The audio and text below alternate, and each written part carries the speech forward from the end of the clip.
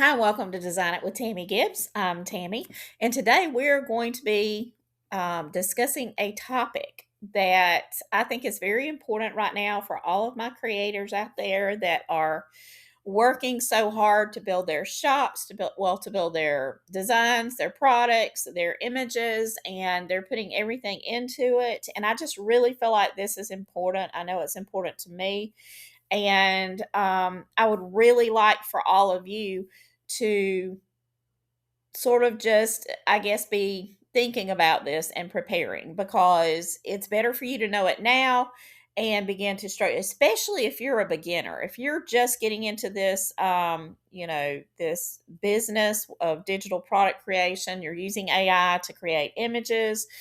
Let's talk about the landscape. Let's talk about what's really happening in this space, in this creative space. The more that people become aware, and this is one thing that triggered this particular conversation. On my Facebook feed this week, I saw a lot of regular people who have never, they don't prompt particularly, but regular people that have been experimenting with Chat GPT. Let's just face it, there is not the same barrier now to art and to creativity, whether it's from art itself or from writing, whether that be a book or anything else. There are not, we don't have those same gatekeepers that we once did. So there is not the same barrier to what we are doing and we are selling. So it's not like the general public can't go and have access to these tools in some form or fashion. So, what does this mean to us as digital product creators? Does it mean that there is no future for us? Does it mean that we have missed the boat in some way? Which is not true. The reality really is, and I'm not fear mongering at all, I'm here to offer some insights and to make you aware so that you can prepare your business and you can I'm not sure that I can say bulletproof it, but to the degree that you can prepare, because this has happened in the past. You've had, photographs come on the scene. You've had, the change between, I actually was living through changing from actual film to now digital. And now you barely can find film cameras or anybody using them. All your professional photographers are all using digital. But there was a whole industry built around film, so those businesses had to pivot, and I'm all about a pivot, and the reality of life is that we are constantly pivoting, because if we stay in the same space and we don't adapt to what's happening around us, then that's when we get left behind. And I guess as a published author of romance fiction, that is why I have had an easier time dealing with the issues surrounded around the pushback against the use of AI. That is why in my space, I try to encourage the ethical use of AI and using it as a tool. Now, most people who are anti AI are not going to appreciate those differentiations, but people who on a regular basis are not familiar, I believe, appreciate me bringing those things out and showing them the way they can use it to be the most ethical that they can. So, this is not a preachy thing. This is not me telling you how to treat your AI or how to use it. It's just me trying to help you have a future using your AI. So, this is going to be a serious conversation. This is not hype. This is what is happening. So, on my feed, there was a specific little prompt that got circulated around, and it got circulated around to literally everybody. I have a my on my friends list because I've been in the writing space. I have lots of authors, publishers, things like that. I have people because of my playbooks and everything else, other creators, customers, people that have bought invitations. I have a very broad um, scope of different personalities and people and from different countries. And I'm also a real estate broker, which means that I interact quite a lot with just regular, ordinary people, and they're on my list. And I saw literally everybody, people in my town, people in different states, people across the country that got on this trend and they typed in to Chat GPT. More than likely, they were probably using the free version. Doesn't really matter. But they went in, told it a little bit about themselves, and came up with caricatures. And they were literally, it was literally being flooded onto Facebook. Almost every post was somebody with their kids or somebody at their business. And it was ChatGPT was delivering all of these. Um, if you can hear baby, she says a growling good morning. But anyway, she's the little Poo and she's the one with the attitude. But anyway, so everybody was doing these things, because it was something fun. One person did it, then everybody had to go and do it. Everybody jumped on that trend. And at that point, a lot of people honestly don't think about it.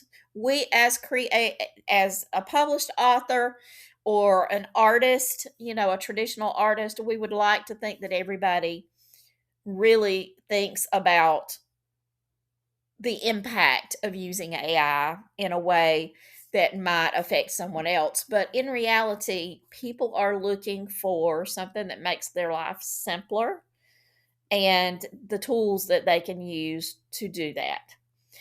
There has always been a pent up desire to put a book out, to do a work of art. A lot of people, the barrier was talent. It was some people had the talent to do it. Some people decided that they had the acumen to actually go and learn how to do art traditionally. They took lessons and they got better at it because you can. It just takes you longer. Natural talent is there, and some people can pick up a paintbrush or a pencil and they can sketch and they naturally get art. Those people, if they use AI, can still inject their art, their own personal art into that because they have a knowledge base that gives them an advantage. They know what certain techniques are called naturally. They've studied it. Now you can take art lessons and you can learn all that and you can still end up being a pretty good artist. And that's fine. That's part of the fun of things. Same way with writing. You can take writer's courses and stuff like that. You may not be able to sit down and, um, never having picked up a pen before and sit down and write a short story that makes sense to other people. But if you study what goes into short stories and that sort of thing, then you can grow to become a really good writer. Okay. So it's not a it's always been there's always been differences in the way people produce the end result. If you have a natural talent and you're an artist that, like I said, could pick up and sketch anything naturally because God just gave you that ability, then you're going to view a person that has to take art lessons a little bit differently than yourself because you feel that your art is more genuine, right? And the same thing with authors. If a person can sit down and just naturally write a best-selling novel because they just get it, that's one of their talents, and then somebody comes and spits out something that is very commercial, but it is not as creative in their eyes, there's always been a little bit of a division, even inside traditional art and writing, publishing. Now we have a new layer that has been added on. And I believe that us as digital creators, people that do use AI, or we want to learn how to use the AI to create with, I believe that this is the point in time that we need to be aware of the things that surround the use of AI. So we need to know that these writers, that there is pushback from these writers and these authors, and how that affects us. Well, one of the ways that it has affected us is the way that different platforms treat AI art. And Etsy is a perfect example. They are getting a ton of pushback because you have it was that platform specifically was created as a handmade, human, created platform. That's the way it got its start in the very beginning, and it has over the years diluted that a bit. So we get now Etsy gets pushback from the people who do handmade art and don't use any sort of mechanical or technological advantages or tools.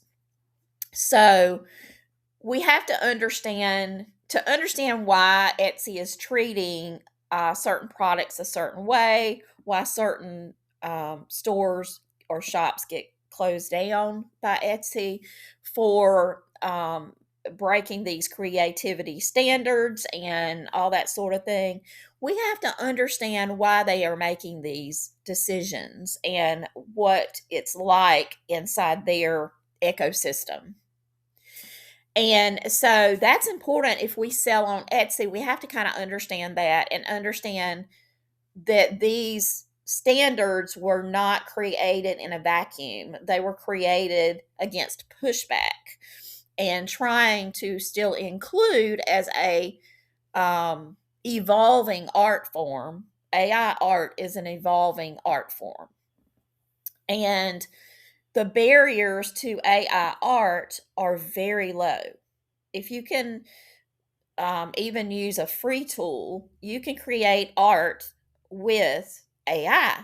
Now, there has since the when I first started selling in and creating in 2023, 2024, and became aware of Artistly, which is primarily it's just the tool I use. I have made it work for me.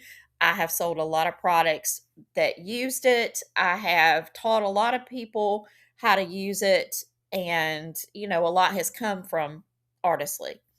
It doesn't mean that other platforms are not just as viable. It just means that that's the one I chose. I chose for economical reasons in the very beginning, and then I just didn't feel the need to have to change.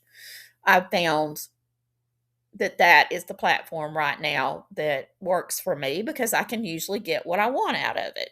I don't have to go somewhere else looking. And now we have so many generators within the platform for one-time price. I mean, I'm making money now from something I bought very inexpensively in 2023. So just do the math and you'll see I'm frugal, and it was easier for me to go all in and figure out the nuances of Artistly than it was for me to pay monthly for something that I didn't know whether it was going to pay off or not. So anyway, enough about that. This conversation, like I said, is to prepare you, because what is happening now is because of the low bar, the market is becoming less, I'm struggling a little bit with the words because I don't want this to be preachy or, I'm not a know it all. I don't know everything. These are just my observations. So there's a difference between trends, and everybody is following trends. So you're going to always have art that is similar styles and following trends. that's you have to differentiate your art to within that trend and within that style stand out. But what I'm seeing happen and what I have even done research into and I feel like it's going to continue. I don't see a stop to this, anything that would buffer it. The generators, because they are a relatively new form of doing things, these generators are changing rapidly. And so, but they're also, as people create with them, they're learning. And when you ask them to do something, if you ask them the same way that someone else asks them, and this is different from the very beginning. In the very beginning, even with Artistly, and I've mentioned this a few times, we had like one generator, so if that one you couldn't figure out how to make it work, you were just out of luck. Now there's like, I don't know, 30 or 40. I haven't even counted all of them. There are so many inside Artistly that you can play around with and figure out which one works for you for which prompt. But if we use the same prompts exactly the way they're written, then we will expect that the same, and we're using the same generator to use those prompts, then we're going to begin to see even more of the same images coming out. Not the exact same, but they will be so familiar and so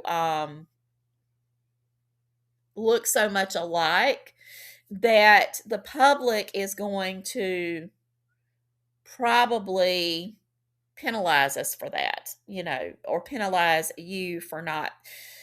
How do I say this? And I'm in the same boat because I do try to, and everyone knows, I do quite a bit of changing around with my prompts, with what generators within Artistly I use, that sort of thing. So, um,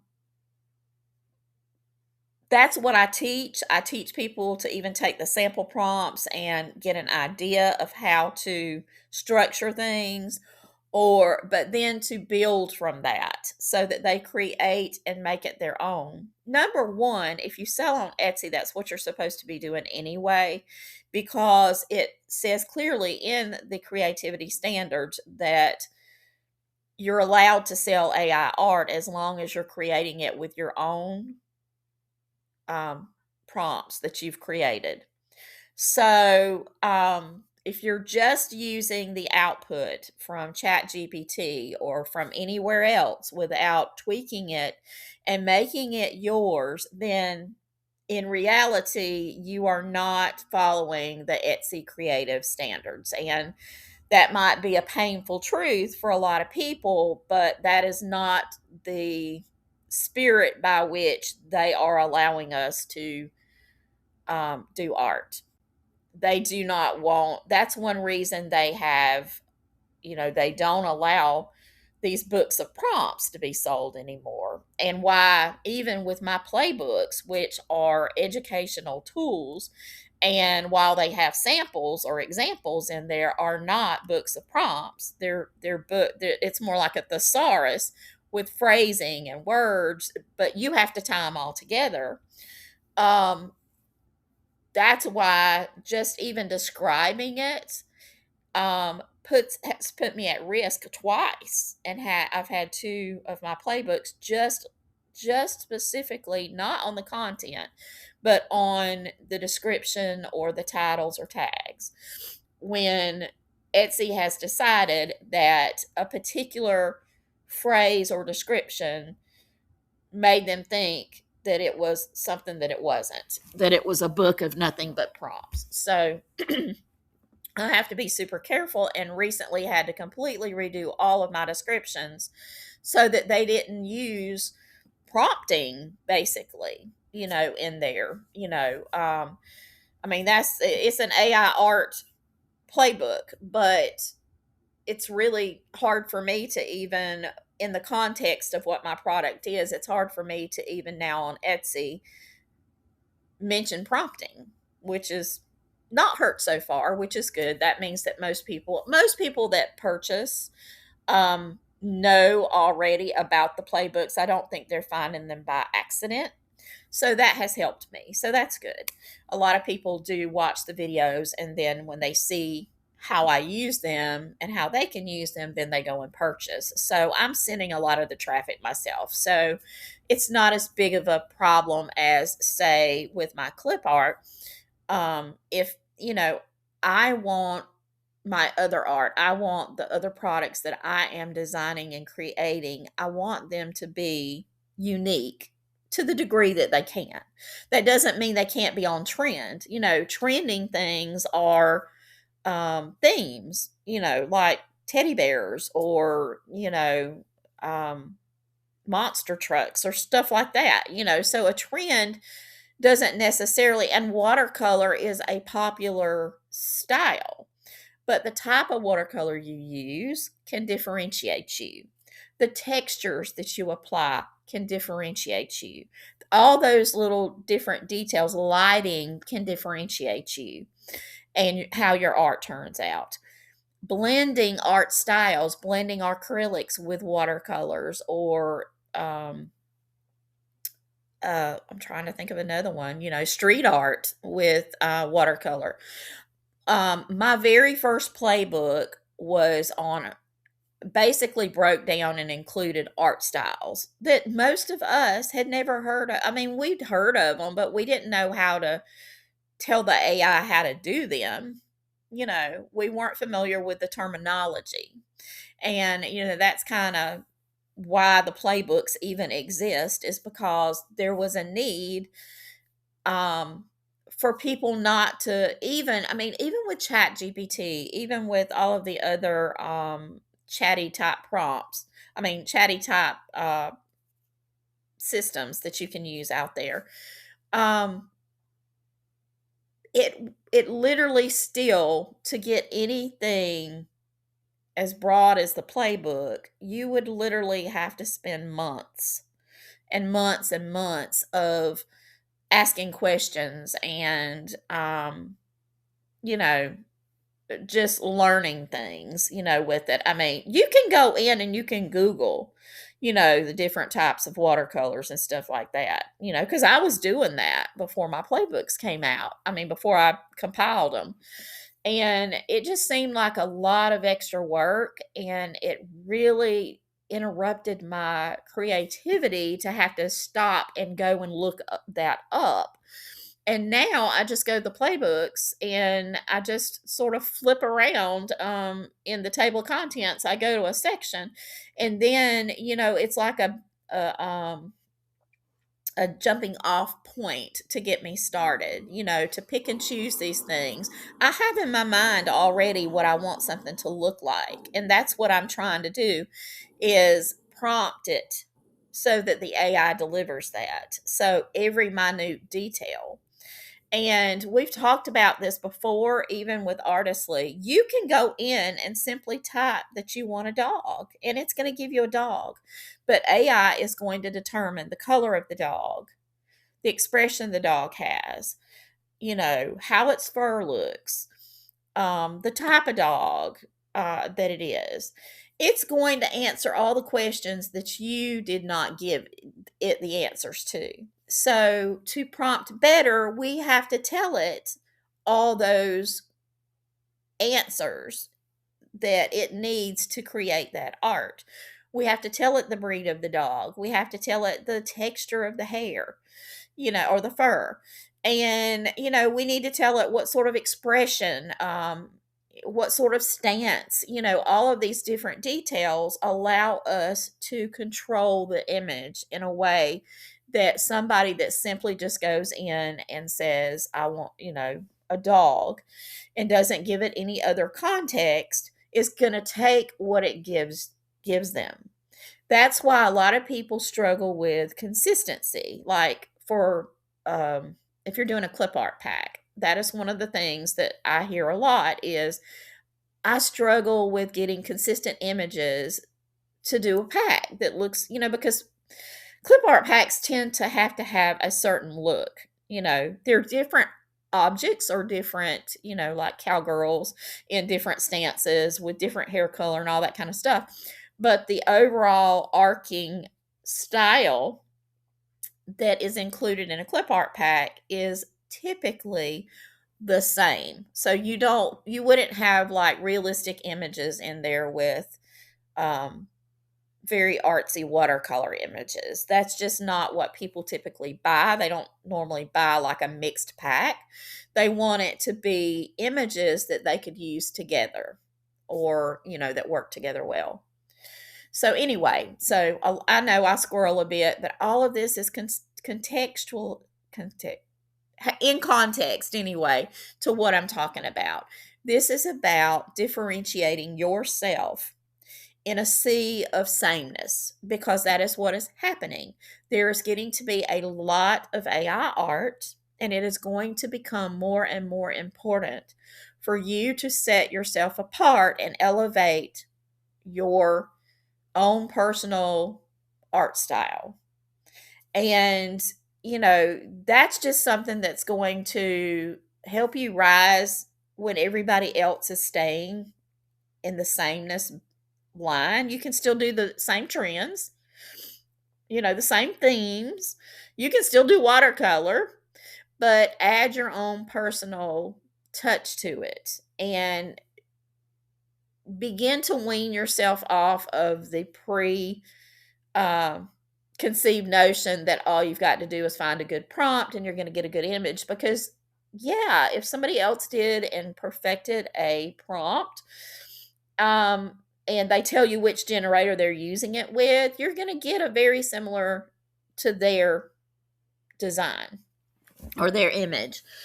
But then, is that really what you want? How can you tweak that to give it your own personal spin so that if people are out there looking for clip art or whatever other product you've got, it's what they're looking for, but that yours rises to the top. Because, like I said, that gatekeeper is gone. There is no gatekeeper now. Anybody can go on. All these people that went to Chat GPT and had those caricatures done in a few seconds and posted them all over the Facebook.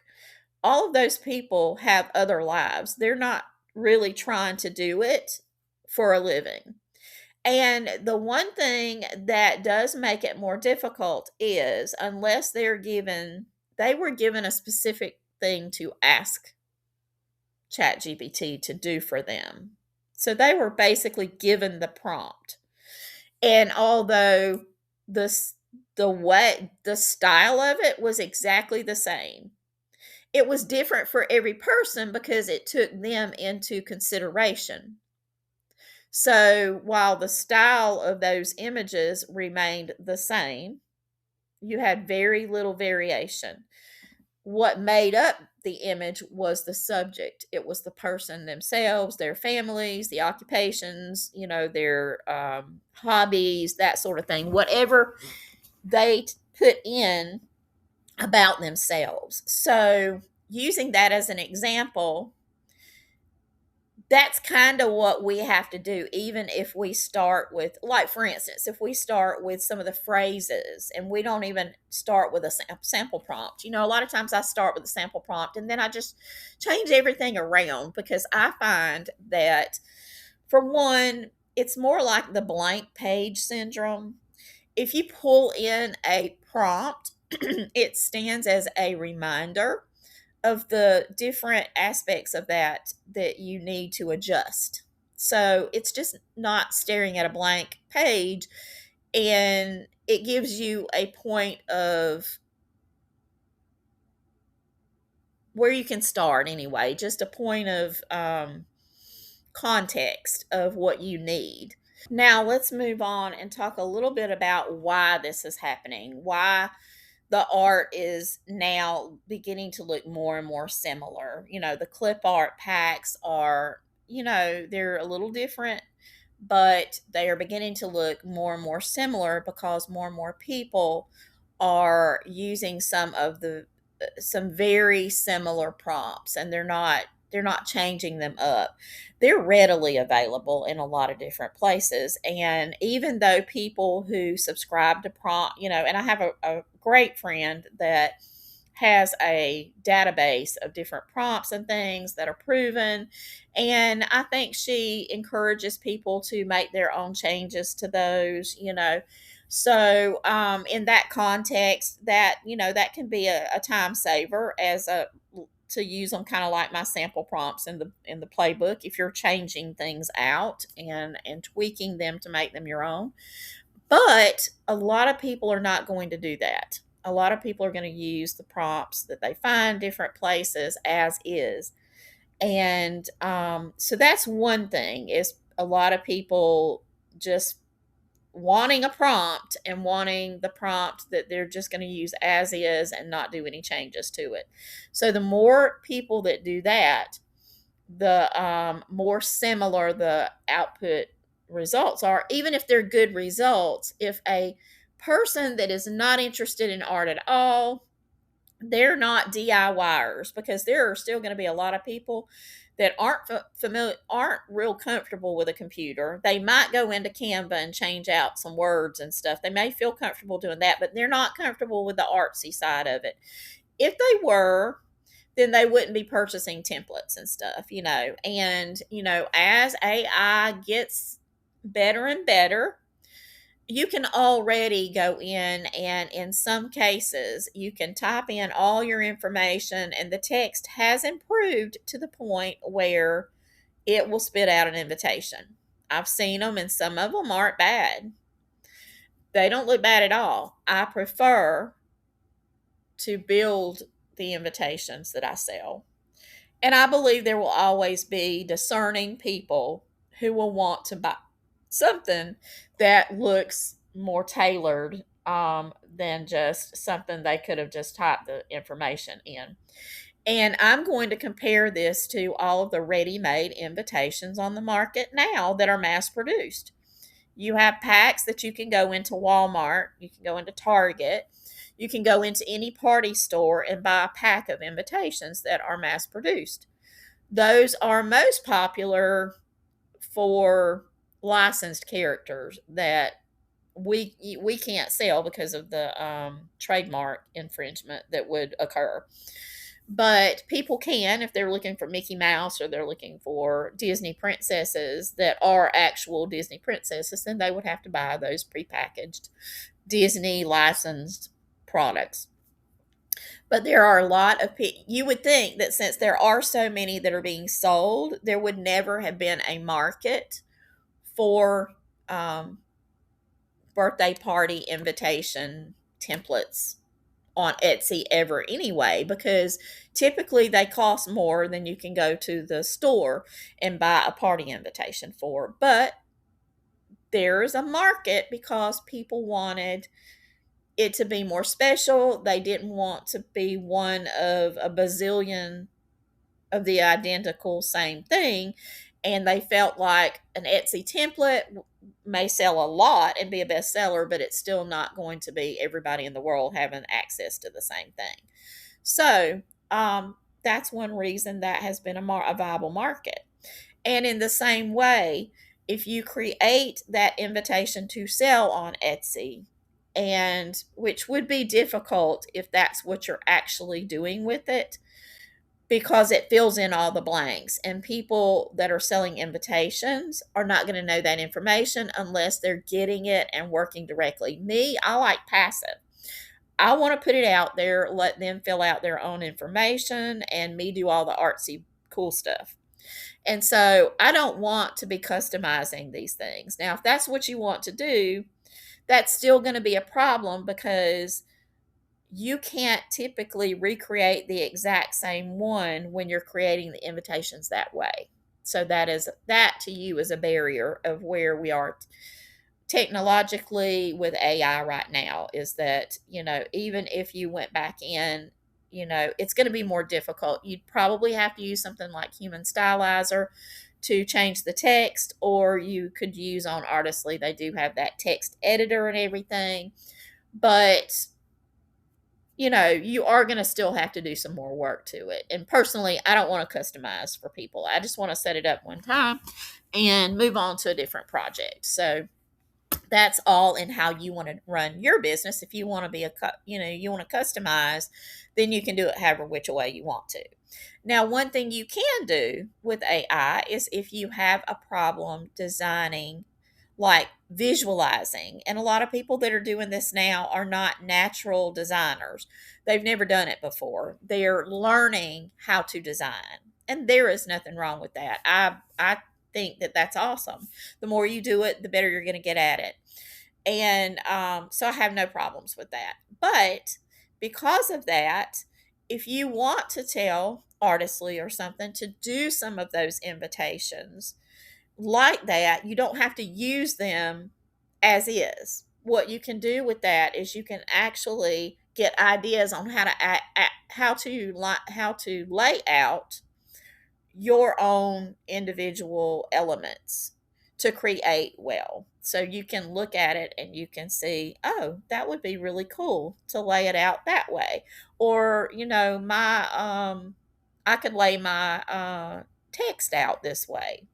So you can still use that for a visual cue on what looks right. Like if, the placement of dinosaurs, how they layer them, how they layer flowers and stuff, the arrangement of it, and then use your own elements to build it. And I do Canvas. Some people do other things like template and stuff like that. Again, I'm very simplified, so I want to do something super easy that the majority of people are not going to be as intimidated to use, and I feel like Canva answers that bill. But anyway, so another reason that we're seeing a lot of sameness is because over the past couple of years, the AI, like I said, is constantly learning. And as they see people using the same prompts over and over again, different people using those prompts, they learn from that. Okay. So then it actually sort of directs what it gives you as output, because it feels like this is popular. So I want to do it this way because it's popular. Everybody is asking for this to be done. So it picks up on patterns and trends that we may not want it to actually. And I've talked about this, the AI Illustrator feature inside Artistly. Let me just go inside and pop around and show you. Okay, so this AI Art Illustrator here, all of these generators have been trained, and I appreciate it because I was asking for some training in some of this. So these features you see now, some of us who started on day one and purchased and have been with the company with this particular product from the beginning, a lot of what you see now are what we were asking for in the very beginning, and they have accommodated us. So you will be able to work a little bit more independently in these particular generators than over an AI Art Illustrator. Now, can you get good output using AI Art Illustrator styles and still use like cross styles and stuff like that? You absolutely can. And I did that with my floral when I was doing my floral prompt, and I used it inside all of these different things. I still got some extremely good watercolor output, but it was because my prompt was different. If you go in and you use under like the game style, you use prompts that are specifically for that style, then you're going to probably miss out on some opportunities that you could go in and tweak and find out that it can do other things. I've always said that Artistly is super versatile if you just learn to prompt it, and you play with it and you tweak it, then you can get all sorts of amazing output out of it. And I'm going to have to mention this just because I feel like it's the fair thing to do. And I'm not going to mention the creator, the YouTuber that did it, but very recently, as in like yesterday, there was a video that came out, and I'm not going to bash the person for doing the video. I'm just going to do a little caution, especially if you're a beginner and you don't use Artistly, because this is about AI art in general and not specifically Artistly. I want you to understand that when people are talking about different platforms and everything, I always say, I've seen the output of Midjourney. I've never used Midjourney. So I can't talk on Midjourney the same way. I've specifically learned Artistly, and I've been able to do some get amazing results. But in the beginning, I tried some Midjourney prompts, and I've had other people come in and try Midjourney prompts. And just like inside Artistly, each prompt is going to render different results, and every single generator is not going to be good results because of the way the generators were trained. It's the same thing. It's very difficult to take one prompt across different types of platforms or, generators like Midjourney or Ideogram or Canva or really any of them. And really be able to accurately assess them. So I'm not going to try to do that for you, because I know for a fact that the Midjourney prompts I tried early on, I had to work with them because it spoke in Midjourney language. It was optimized for Midjourney in the same way that a lot of my prompts are optimized for use inside of Artistly. Now, the samples in my books are general, so I have been told that they work well across platforms. I think the reason people think they work well across the platforms or most platforms is because those example sample prompts are basic enough and they're adding their own things in. So, and then of course the phrases and the words and all that kind of stuff are general across everything. It's going to determine, your output is going to be determined by the way that you choose to use those words and build your prompts using the phrasing and the textures and all the other items that you have to use. So just don't be, I mean, these are great videos to watch and maybe get an idea about different things. But in most cases, it's really super difficult for any particular person to say, you know, this is really bad and this is really good. That's going to be subjective. And there is no way that I could go on and me personally tell you that you can't get sellable results from Artistly, because I'm getting sales on Artistly.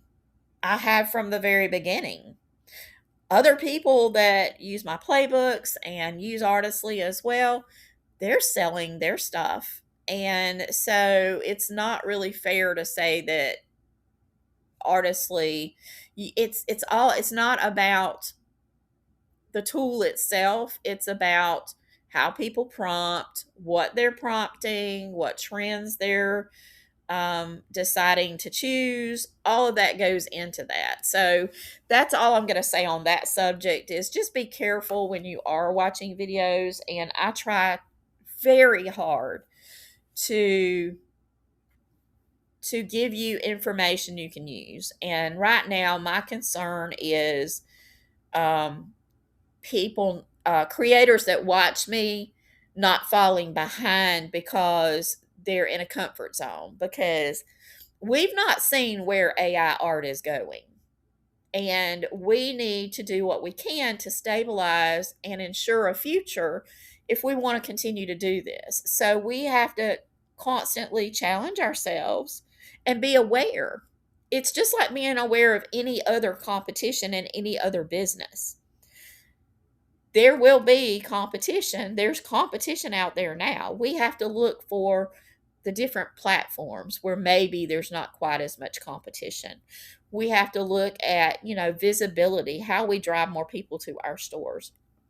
If I had to name the number one reason why really good AI art is not selling, it has nothing to do with the art and everything to do with visibility. If you have not watched my videos on creating organic visibility, or if you're not aware of my visibility playbook, the business one, then go check it out. Just read the lines around it, watch the videos, and let me just share with you my insight on getting organic traffic. Because if you're dependent strictly on these platforms to bring you business, then you're missing out on a huge amount of business. And you sitting there with a store full of art that's good art, and then all you've got to do is go and look through Etsy, and you can see art that's probably not as good as yours that maybe is a bestseller.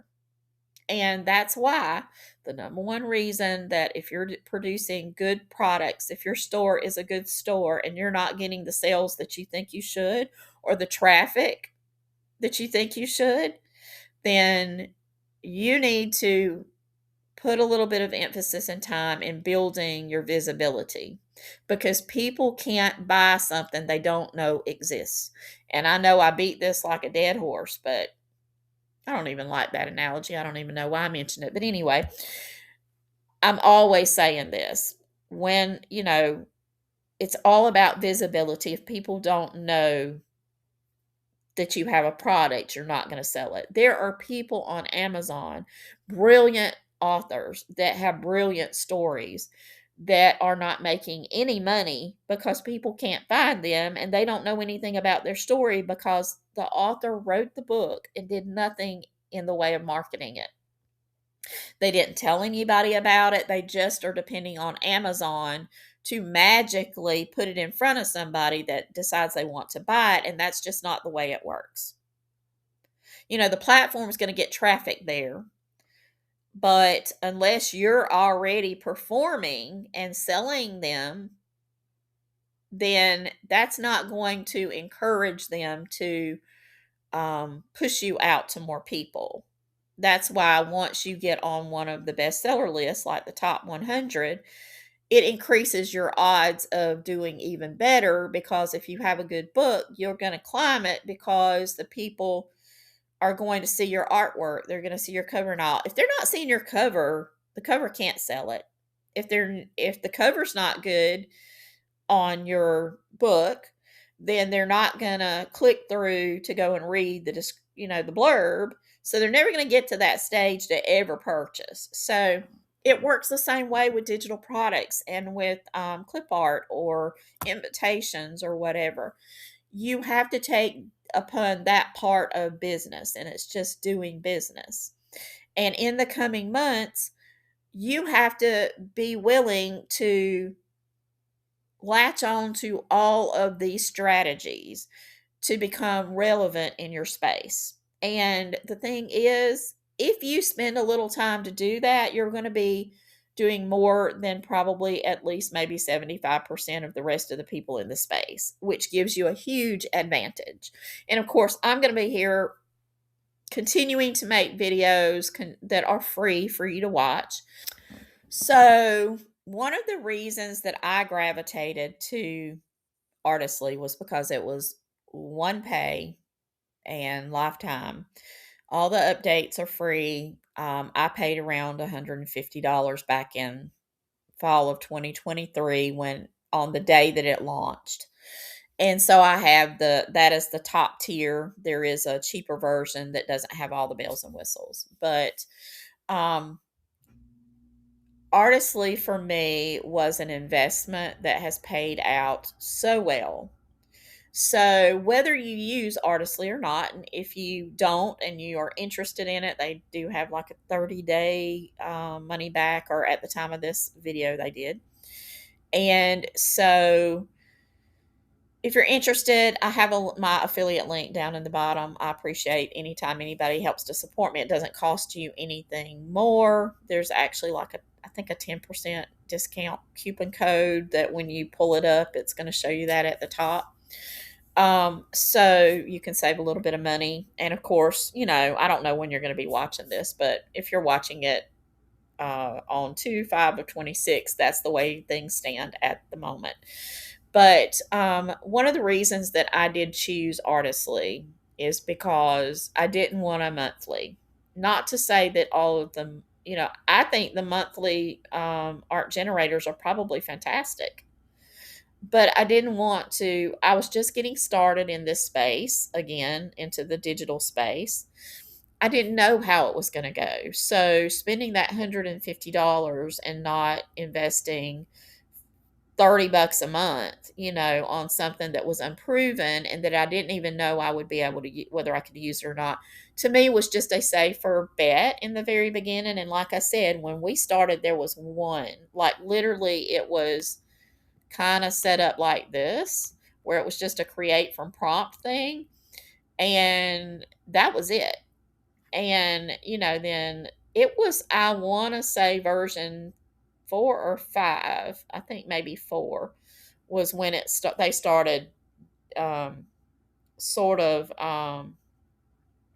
giving the extras, like adding things on.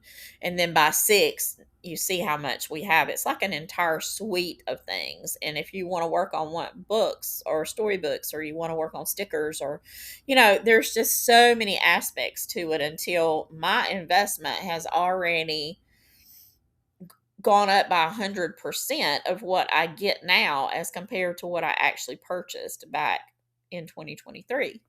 So, but that was the reason I chose it, was because when you're first getting started, when you are a beginner into this space, it is often difficult to spend, $1,000 a month on the various different things to just test whether your art is going to work, whether anybody's going to want to buy it, all these kind of things. And now Etsy charges to set up a store. So, you have expenses.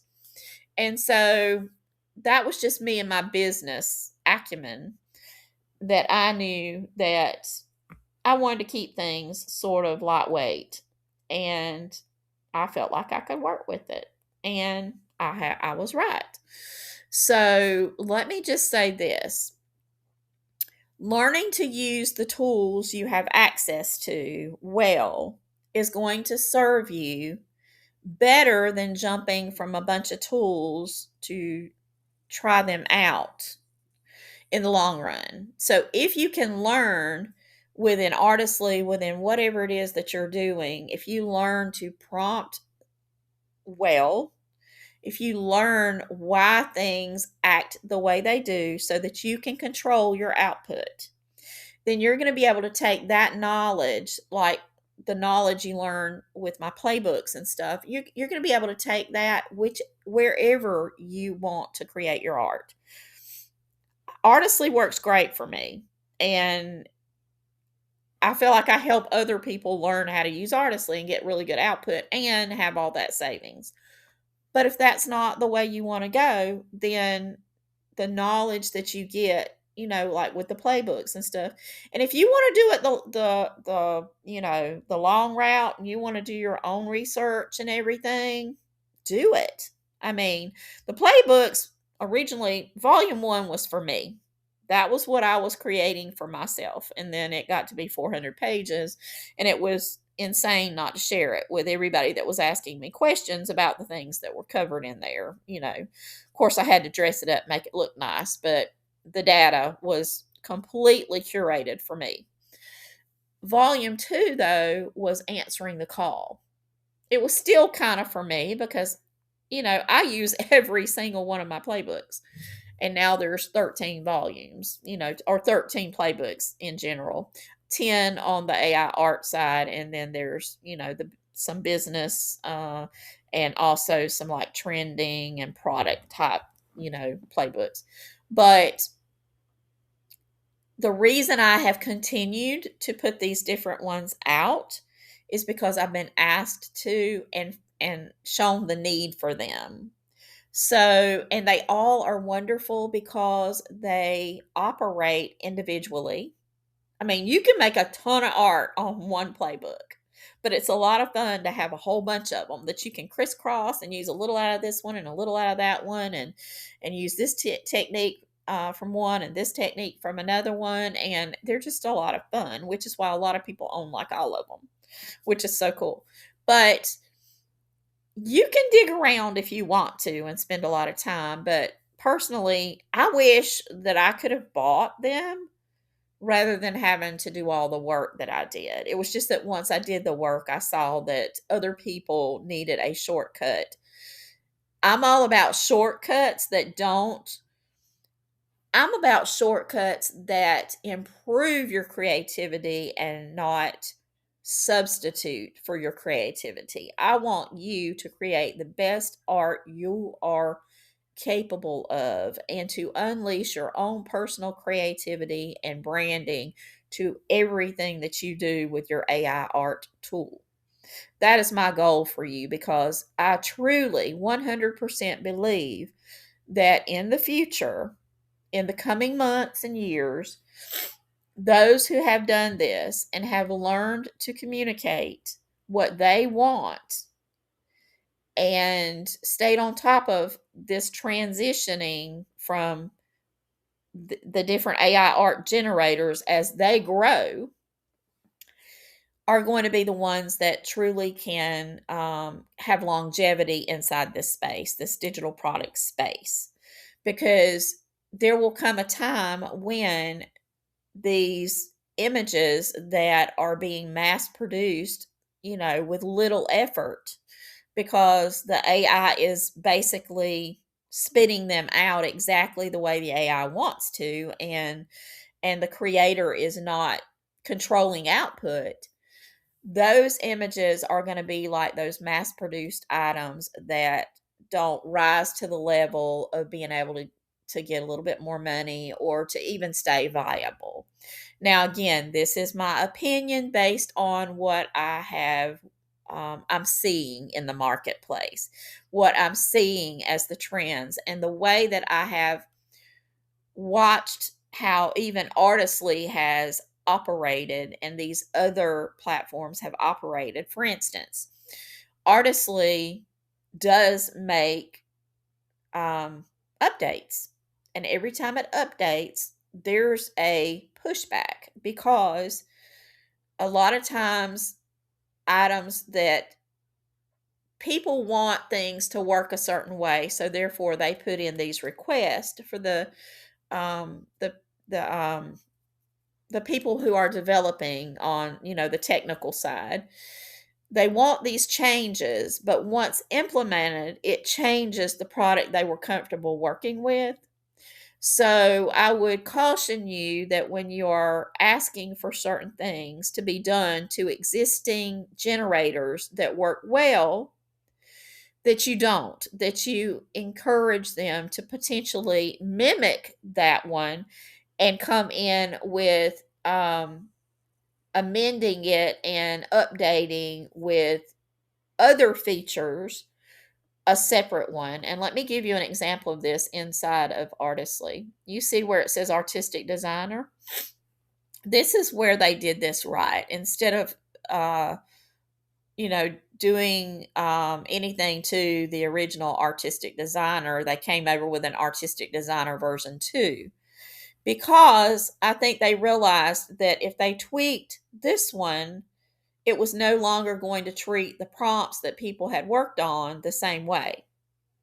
It literally changed um, that product into something different.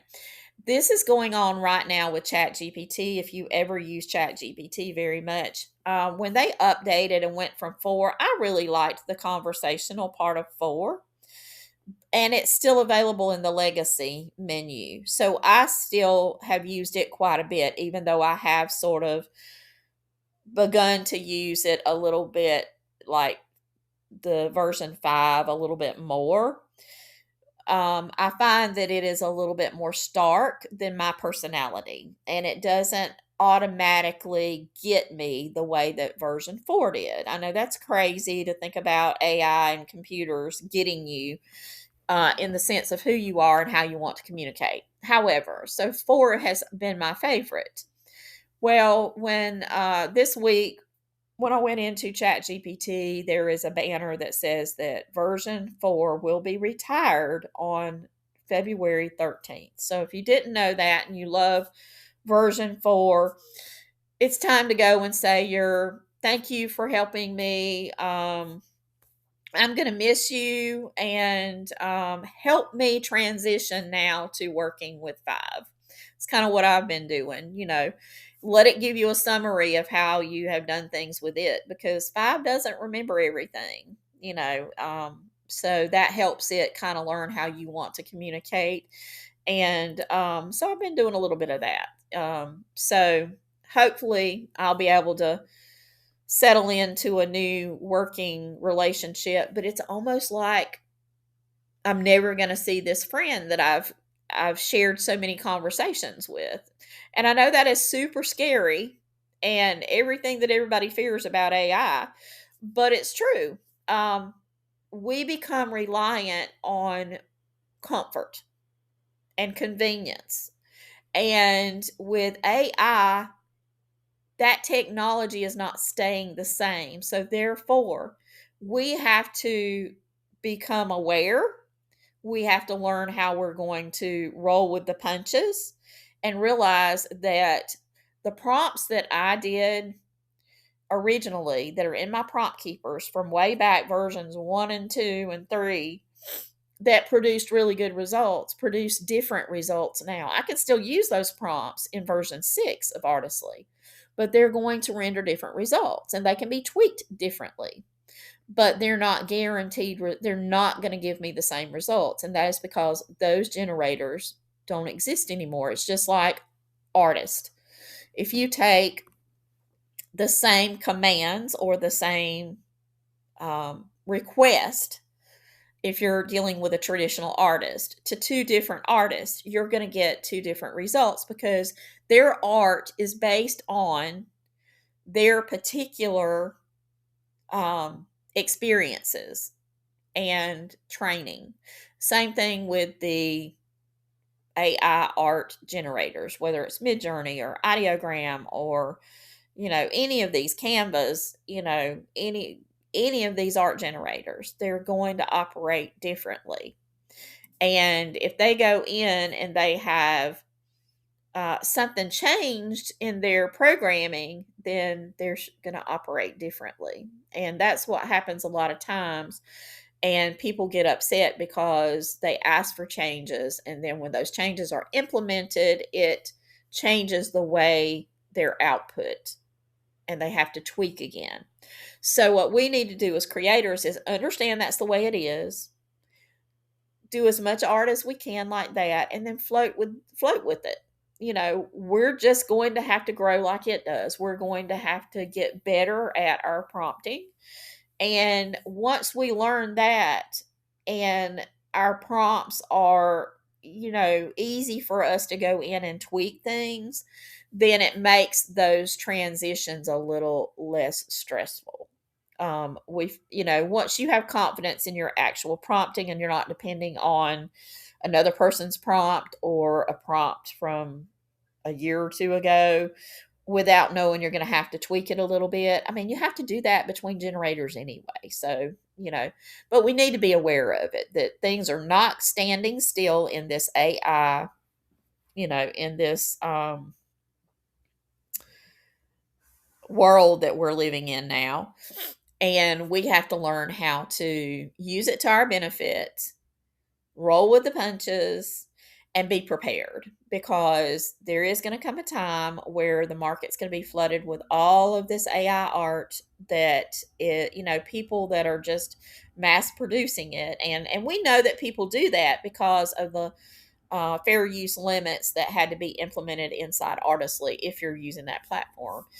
You know that they have bots that they just send the bot in somehow, do something to be able to generate lots and lots of images all at one time. And they have them, a lot of them hitting all the resources at one time, and it can crash the system and has in the past.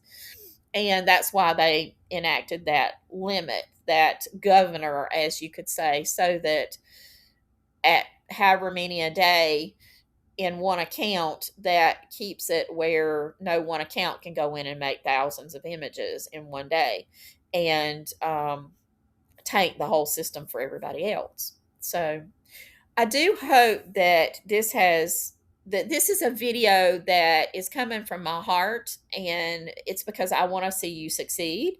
It's not scare tactics. It's just information I think you need to have so that you know how to structure and handle things.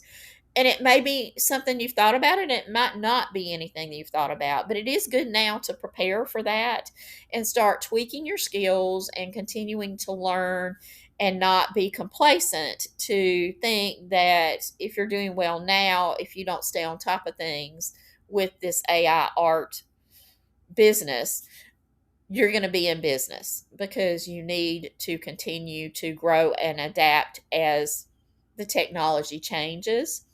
And I hope to be here with you every step of the way, giving you ideas, giving you insight, doing research to help you come back and bring to you and help you. And if you haven't already, and are curious about my playbooks, I'll have my playbooks running like a little slideshow afterwards. These are the ones that I currently have available, and I'll be adding more, I'm sure. But so always check my store links to see what is currently available for any new ones, because I don't go back and change them on the videos. It's just too much work. So if you're interested, then stick around after I'm done and you can look at those, or just go and look in my stores and see if there's anything that you need. And be sure, if you haven't, if you're watching this but you haven't watched a lot of my videos, if you're interested in learning how to prompt, watch them, whether you use Artistly or not.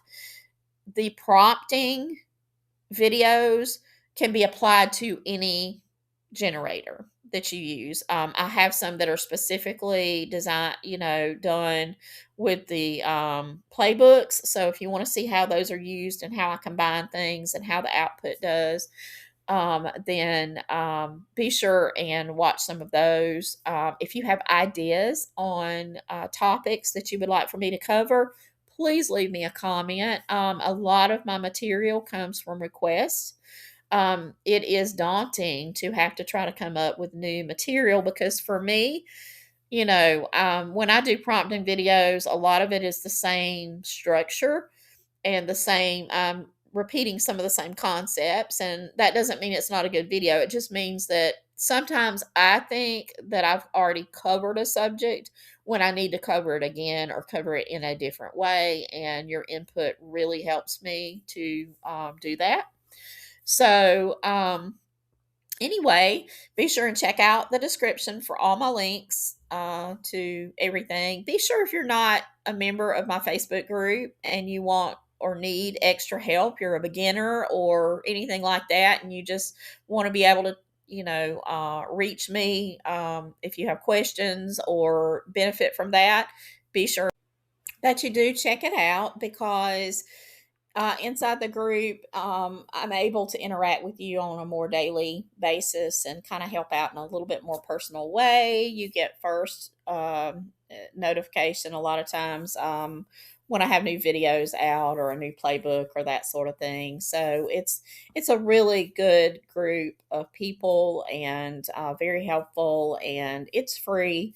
So just check it out. I also have the Creative Dispatch is a newsletter that's free. That link is also in there. So just check it out. And until next time, happy creating, and thank you for watching.